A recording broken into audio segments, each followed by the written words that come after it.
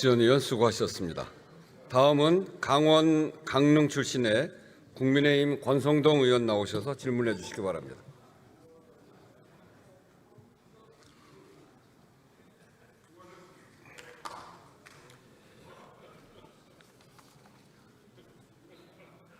존경하는 국민 여러분, 강원도 강릉 출신의 국민의힘 권성동 의원입니다. 먼저 국무총리님 앞으로 나와주시기 바랍니다.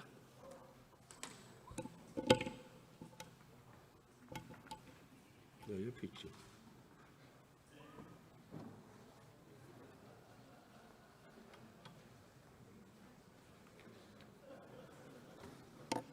안녕하십니까. 예.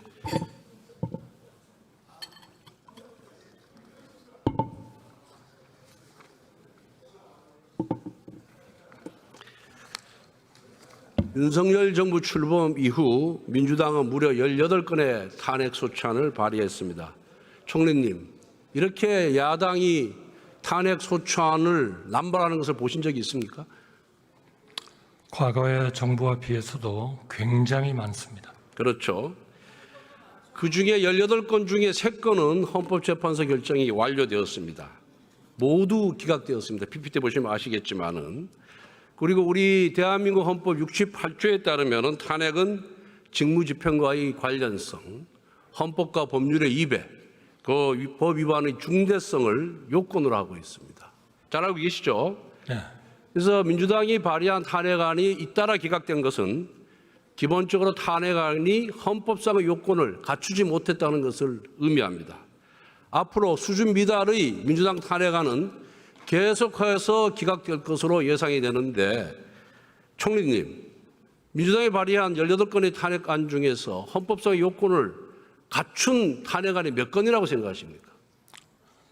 정책적으로 받아들이기 어려운 것도 물론 있습니다만 대부분은 헌법과 법률의 위반입니다. 그렇기 때문에 제2요구권을 행사한 겁니다. 그렇습니다. 민주당이 탄핵안을 계속해서 발의하면서 정부 기능이 마비되고 있습니다. 근데 우리 헌법재판소법에 의하면은 탄핵 소추가 의결되면 직무정지하게 되어 있는데, 이런 식의 국정 마비를 초래한다면은 이 헌법재판소 규정을 개정해야 된다고 생각하는데 어떻게 생각하시나요? 그 부분은 국회에서 법률로서 정하셔야 되는 일이기 때문에 총리로서 단정적으로 말씀드리기는 어렵습니다만, 국정의 이런 그 헌법과 법률에 위반하는 그런 탄핵을 집행하는 과정에서 국정이 마비되는 이러한 것은 정말 우리 국민 모두에게 심대한 문제가 된다. 저는 그렇게 생각하고 그러한 문제에 대해서 우리 국회에서 심도 있게 논의해 주시면 정부로서도 최대한 협조를. 정말 국가적 손실이 엄청나게 큰 문제다, 이렇게 생각을 하고 있습니다. 민주당이 이렇게 탄핵안을 기각될지 알면서도 계속해서 이렇게 발의하는 이유는 어디에 있다고 생각하십니까? 저는 언론에서 보도되는 거는 보고 있습니다만 제가 야당에게 한 번도 왜 그러시느냐고 여쭤본 적이 없습니다. 그렇기 때문에 제가 그 내용은 여기서 말씀드리기 어렵겠습니다. 저는 민주당 이재명 대표에 대한 수사를 지연시키고 검사를 겁박하려는 의도로 탄핵안을 남발하고 있다, 이렇게 생각을 하고 있습니다. 또 10월 11일이면은 이재명 대표에 대한 법원의 재판이 판결이 예상이 되는데, 판사를 공갈 협박하는 것이고 판결 불복을 위한 사전 포석이다, 그런 차원에서 탄핵안을 남발하고 있다, 이렇게 생각하고 있는데 어떻게 생각하시나요? 저는 우리 야당이 일상적인 야당이 아닙니다. 과거에 2번이나 집권을 했었던, 그리고 경제 위기도 극복을 했었던 그런 야당입니다. 저는 그런 야당을 믿습니다. 그런 일 때문에 이런 그 잘못된 탄핵 이런 쪽으로 가고 있지는 않으리라고 저는 믿고 싶습니다. 그리고 민주당이 계엄령 괴담을 계속해서 유포하는데 그 이유도 마찬가지다, 저는 그렇게 보고 있습니다. 이재명 대표의 사법 리스크와 법적 책임을 정부의 정치적 탄압처럼 둔갑시키기 위한 조직적인 거짓 선동이다 이렇게 보고 있습니다. 또한 민주당의 무한 탄핵은 개딸과 같은 극단주의 세력의 지지를 받기 위해서 그런 극단적 행위를 반복하는 것이다 이렇게 보고 있습니다. 다시 말씀드려서 편견 정치가 의회 정치를 집어삼켜버린 것이 아닌가 이렇게 보고 있습니다. 제 의견에 대해서 어떻게 생각하시나요? 저는 계엄이라는 정말 중차대한 일을 그러한 정치적인 편의성을 위해서 활용할 것이다. 저는 그렇게는 정말 믿고 싶지 않습니다.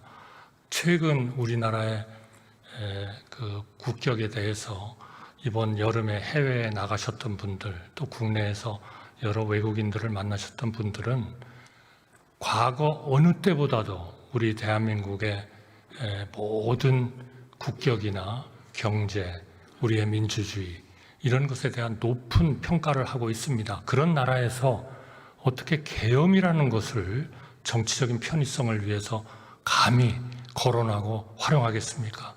저는 그러한 나라는 우리가 아니다 이렇게 생각을 하고 있고, 과거에 2번이나 집권을 했었던 그러한 야당이 지금 의원님께서 말씀하신 그런 생각 때문에 그렇게 했다고 그러면 정말 수많은 국민들이 분노와 그리고 실망을 할 겁니다. 무엇보다도 야당이 무한 탄핵을 하는 이유는 대통령 탄핵을 위한 분위기 조성이다 이렇게 보고 있습니다. 민주당은 대통령을 탄핵해서 조기 대선을 치르고 싶어 합니다. 만약 조기 대선에서 승리하면 이재명 대표의 사법 리스크를 털어버릴 수 있다고 보는 것이기 때문이죠. 다시 말씀드리면은 선거로 범죄를 덮어버리겠다는 이런 사악한 의도가 민주당이 탄핵안을 남발하는 본질적 이유라고 생각을 합니다. 동의하십니까? 저는 대통령께서 단 하루도 임기를 연장하겠다고 말씀하신 적이 없는데 왜 헌법과 법률에 위반을 해야만 적용할 수 있는 탄핵이 거론이 되는지, 그것 역시 저는 과거에 집권을 했었던 야당으로서 할 수 있는 얘기가 아니고 또 그런 진위를 가지고 있다고 생각하고 싶지 않습니다. 그렇다면 우리 5천만 국민들이 정말 실망할 것이고, 우리나라에 대해서 존경하고 그리고 사랑하는 많은 전 세계인들로부터 지탄을 받을 것이라고 생각합니다. 제가 그 이유를 PPT를 통해서 설명을 하겠습니다. 민주당 여러 의원들이 정권 교체 직후부터 탄핵을 운운했습니다. 그리고 주말에 탄핵 집회에 가서 탄핵 깃발을 흔들어 대기도 했습니다. 또한 민주당의 법사위에서 대통령 탄핵을 위한 청원 청문회까지 열었습니다. 급기야 지난번 민주당 원내대표는 교섭단체 대표연설에서 불행한 전철이라는 표현으로 탄핵을 암시하기까지 했습니다. 저는 민주당에게 요청합니다. 정중하게 요청합니다. 정말 그럴 의사가 있으면 진짜로 대통령 탄핵안을 발의하십시오. 왜 대목군처럼 탄핵 시위 현장이나 기웃거리고 변증만 울리고 있는 것입니까? 괜히 애꿎은 국무위원들, 검사들 탄핵하지 말고 자신 있으면 전공법으로 대통령 탄핵안을 한번 만들어 보시라고 공고하고 싶습니다. 그리고 그 결과에 대해서 정치적 책임을 지시기 바랍니다. 이것이 떳떳하고 당당한 공당의 태도입니다. 정치를 왜 이렇게 비겁하게 하는 것입니까? 민주당이 대통령 탄핵을 운운하면서도 탄핵 소추안을 정식으로 발의하지 않고 있어요. 그 이유는 뭐라고 생각하십니까? 글쎄요. 저는 지난번 총선의 결과에 대해서 많은 우리 야당의 의석을 진출을 시키셨지만 그 지지율 자체로 보면은 한 5% 정도 차이 아닙니까? 그렇기 때문에 거기에 대한 겸허한 마음 때문에 아직 탄핵을 발의하는 그런 단계까지는 못 갔다. 저는 그렇게 생각하고 싶습니다. 예, 총리님 수고하셨습니다. 법무부 장관 나와주세요.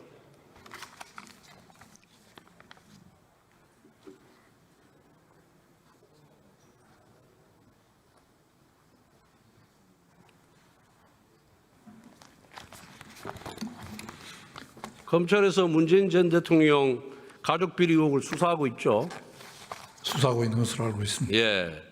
전직 대통령이 또다시 수사의 대상이 되었다는 것은 대한민국의 수치입니다. 하지만 아무리 대통령이라 할지라도 법 앞에 평등하다는 것이 바로 정의다 이렇게 생각하는데 동의하시죠? 예. PPT 봐주시기 바랍니다. 2018년 문재인 대통령은 이상직 전 의원을 중소벤처기업진흥공단 이사장으로 임명했습니다. 그 이후 문재인 대통령 사인은 항공업계 근무 경력이 전무함에도 불구하고 이상직 전 의원이 설립한 타이이스타젯의 전무로 취업했습니다. 봉급 800만 원, 집세 350만 원을 받았고 자녀는 한 해 수천만 원이 드는 국제학교에 다녔습니다. 그리고 2020년 총선에서 또다시 이상직 이사장은 전북 정지을에서 민주당 공천을 받고 당선됩니다. 장관께서는 이러한 과정이 정상적이라고 생각하시나요? 제가 구체적으로 더 말씀드리기는 어렵지만 그런 점들에 대해서 수사 진행 중인 것으로 알고 있습니다. 저는 이 사건은 전형적인 정경유착이자 매간매직이라고 봅니다. 문재인 대통령이 지난 9월 8일 민주당 지도부를 만났습니다. 이재명 대표가 검찰 수사는 정치보복이라고 하자 문 대통령은 준비 안 된 대통령이 집권이 혼란하다. 민주당이 제 주권을 준비해야 된다라고 초조한 마음을 감추지 못했습니다. 그런데 과거 문재인 대통령은 다른 전임 대통령들에게는 대통령으로 예우할 것이 아니라 그냥 피의자로 다뤄라. 즉각적인 강제 수사를 촉구한다라고 말했습니다. 이처럼 문재인 대통령은 상황에 따라 자신의 말을 180도 뒤집은 것입니다. 한편 그분의 딸인 문다혜 씨는 검찰 수사를 비판하면서 자신을 돌에 맞은 개구리라고 표현했습니다. 그 말에 동의하시나요? 제가 평가할 일은 아니라고 생각합니다. 제가 보기에 이분은 억울한 개구리가 결코 아닙니다. 모렴치한 캥거루입니다. 만약에 대통령 딸이 아니었다면, 대통령 사이가 아니었다면, 그 대통령이 매간매직을 하지 않았다면 어떻게 그런 호사를 누릴 수 있었겠습니까? 그러므로 저는 이 사건은 문재인 정부의 캥거루 게이트다 이렇게 보고 있습니다. 이번 수사를 정치보복이라고 주장을 하고 있는데 민주당에서 이 부분에 대해서는 어떻게 생각하시나요? 정치보복이 뭡니까? 수사 시작 자체가 시민단체의 고발에 의해서 시작된 것이고 검찰이 특정한 목적을 가지고 수사를 시작한 것은 아니라고 알고 있습니다. 정치보복이 뭡니까? 지난 문재인 정부 때 잘 보여줬습니다. 불법적, 탈법적으로 증거를 수집하여 무차별적으로 의혹을 뒤집어 씌우고 그 의혹을 증폭시키고 자의적으로 해석해서 억울하게 기소와 수사를 하는 것이 바로 정치보복입니다. PPT 한번 보십시오. 정치보복의 전형적 사례가 바로 문재인 정부의 적폐청산위원회입니다.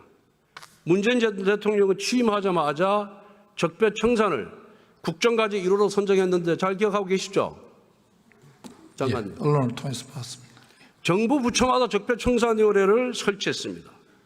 좌파 인사들이 위헌 감투를 쓰고 부처의 서버까지 뒤져서 불법적으로 뒤져서 비리 의혹을 외부에 흘리면은 좌파 언론이 무차별적으로 의혹을 확대 재생산해서 낙인을 찍어댔습니다. 이렇게 인민재판을 통해서 심리적으로 굴복시켜 놓고 검찰의 고발을 남발했습니다. 수많은 공무원을 조사하고 구속했습니다.